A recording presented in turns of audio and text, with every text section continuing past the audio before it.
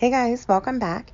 So today I have a video showing this amazing Zuri Designs mold.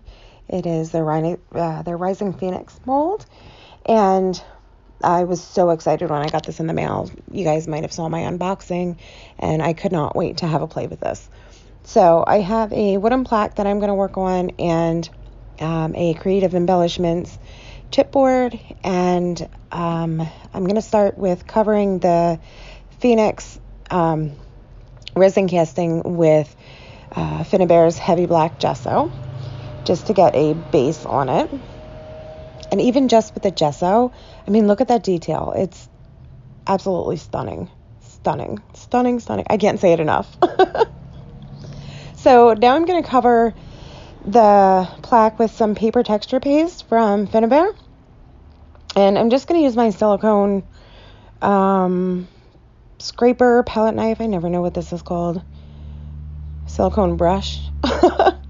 And I'm just going to put a decently thick layer down, scrape some around the edges. And then I'm going to take the silicone brush flattened and just kind of mush it into the paper texture paste just to raise it up a little bit. I kind of wanted the background to be dark and grungy. My whole thought process for this piece was the phoenix rising from the ashes.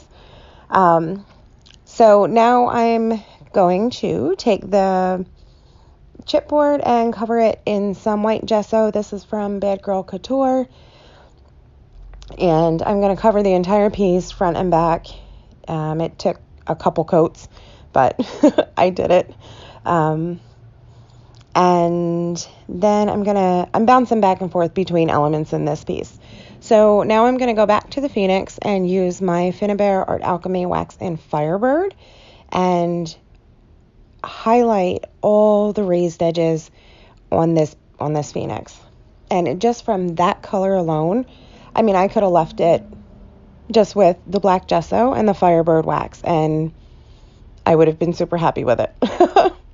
The details in this mold are insane. And to me, it doesn't take much to bring out the awesomeness in this piece, because it's all in the mold itself.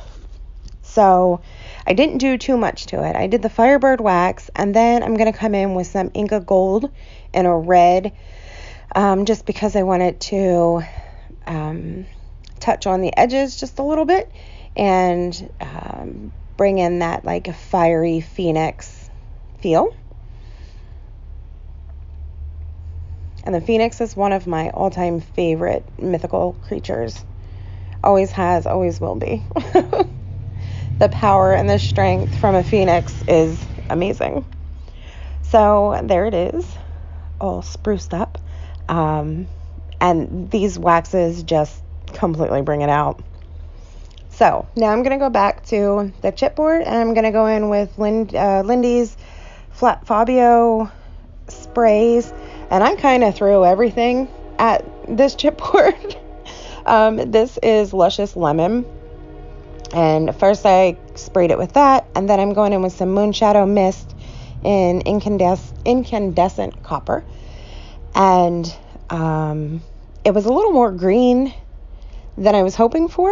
So now I'm going to go in with Distress Paint and Distress Oxide, both in mustard seed. And first I'm going to go in with the Distress Paint dauber and cover the background. Like I said, it came out a little too green for me. So I wanted more of a yellow, and then it ended up changing from the yellow anyways onto another color. So I put the Distress Paint down first, dried that, and then went in with the oxide spray and dried that. Then I'm going to go in with Distress Oxide in Spiced Marmalade to give it a little tinge of orange. At this point, I think I was going more of a fiery direction. Then I changed my mind again. Now I'm going in with Dina Wiggly Media Gloss Spray in Ocean. And then also with Dina Wiggly Media Gloss Spray in Turquoise. And At first I was getting a little green, back to the green again. And I should know. I should know that blue and yellow make green. But, I was just playing around. So I have, now Lindy's, I have everything here. Lindy's Moonshadow Mist. I have oxide sprays, some glimmer mists. I was kind of throwing, just like the chipboard, throwing everything I could at this background to get it dark and grungy without it being completely blacked out. I wanted it to be the rubble, the how do I want to put that? I wanted it to be the ashes, with the phoenix will then be rising from the ashes. So I'm just kind of hitting it with all the sprays that I have. And then I'm going to go in with some matte wax from Art Alchemy Finnabair in charcoal black.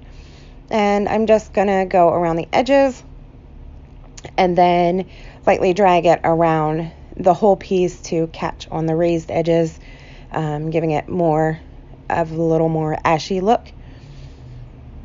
And then I take that matte black and matte charcoal and go around the edges of the chipboard piece as well. And both pieces have taken on all new looks.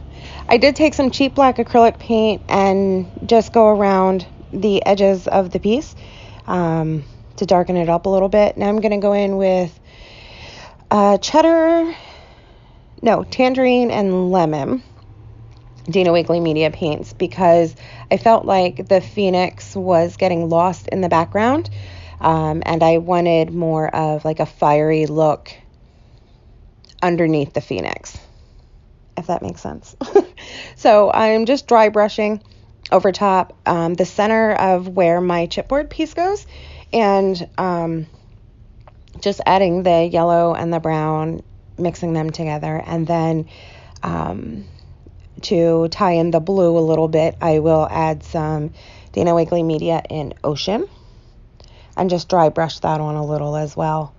I was so excited when I got these molds, and I got a handful, and I'm going to keep playing, because let me tell you, I am so in love with these molds from Zuri.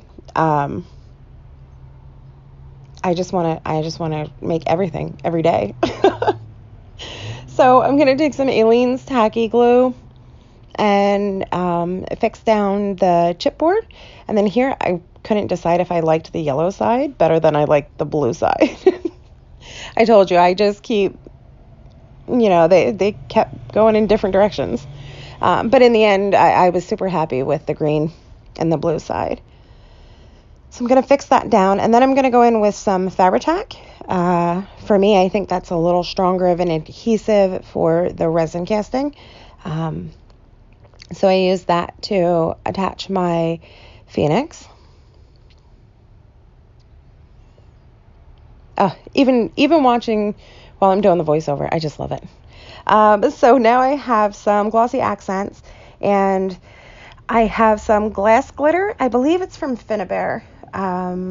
So I'm just going to fill in some of the spots on the piece with the glossy accents, and then coat it with the glass glitter. And I thought I was going to use both the bronzy color and the black, but I ended up just using the bronze color. I felt like the black was going to be a little too stark for the piece. So in my head, I saw this glass glitter as ashes. So that was my thought process behind it. So that is it. I love it. I hope you guys love it as well. And I will have a link in the description box below with a link to Zuri Designs. So you can go and scoop yourself up one of these molds yourself, and many others that they have. And they have a new line coming out, and oh my goodness, I cannot wait. Cannot wait till it's available. So go check them out. And I'd love to see what you guys create with the molds that you have. So thank you so much for watching, and I'll catch you in the next one. Bye.